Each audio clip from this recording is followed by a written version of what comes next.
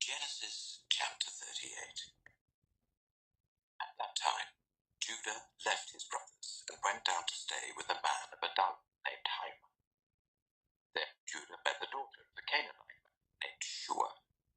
He married her and made love to her. She became pregnant and gave birth to a son who was named She conceived again and gave birth to a son and named him Onan. She gave birth to still another son and named him Shelah. It was in Kisim that she gave birth to him. Judah got a wife for his firstborn, and her name was Tamar. But Judah's firstborn, was wicked in the Lord's sight, so the Lord put him to death. Then Judah said to Onan, "Sleep with your brother's wife, and fulfill your duty to her as a brother-in-law to raise up offspring for your brother." But Onan knew that the child would not be his. So whenever he slept with his brother's wife, he spilled his semen on the ground to avoid providing offspring for his brother. What he did was wicked in the Lord's sight, so the Lord put him to death also. Judah then said to his daughter-in-law Tamar, "Keep as a widow in your father's household until my son Shelah grows up." For he thought, he may die too, just like his brothers. So Tamar went to live in her father's household.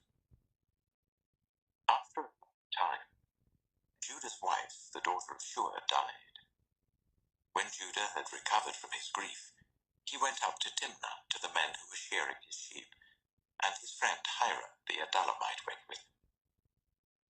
When Tamar was told, "Your father-in-law is on his way to Timnah to shear his sheep," she took off her widow's clothes, covered herself with a veil to disguise herself, and then sat down at the entrance to Enaim, which is on the road to Timnah, for she saw that though Shelah had now grown up, she had not been given to him as his wife.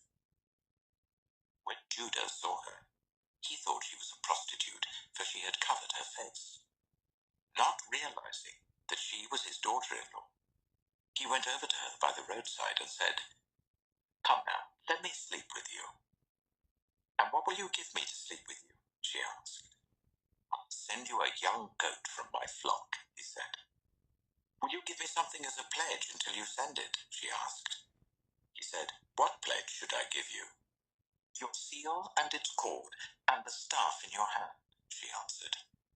So he gave them to her and slept with her, and she became pregnant by him. After she left, she took off her veil and put on her widow's clothes again. Meanwhile, Judah sent the young goat by his friend the Adullamite in order to get his pledge back from the woman, but he did not find her. He asked the men who lived there, "Where is the shrine prostitute who was beside the road at Enaim?" "There hasn't been any shrine prostitute here," they said. So he went back to Judah and said, "I didn't find her. Besides, the men who lived there said there hasn't been any shrine prostitute here." Then Judah said, "Let her keep what she has. We got nothing stock. After all, I did send her this young goat, but you didn't find her."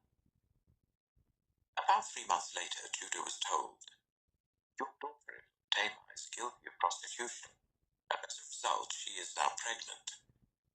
Judah said, "Bring her out, and let her be put to death."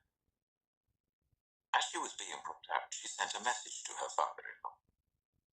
"I'm pregnant by the man who owns these," she said. And she added, "See if you recognize whose seal and cord and staff these are." Judah recognized them and said, "She is more righteous than I, since I wouldn't give her to my son Shelah." And he did not sleep with her again. When the time came for her to give birth, there were twin boys in her womb. As she was giving birth, one of them put out his hand. So the midwife took a scarlet thread and tied it on his wrist and said, "This one came out first." But when he drew back his hand, his brother came out. She said, "So this is how you've broken out." And he was named Perez. Then his brother, who had the scarlet thread on his wrist, came out, and he was named Zerah. Thanks for reading Genesis chapter 38. We'll be back tomorrow with Genesis chapter 39. If you have any questions, comments, or concerns, please leave those and I'll get back to you as soon as possible.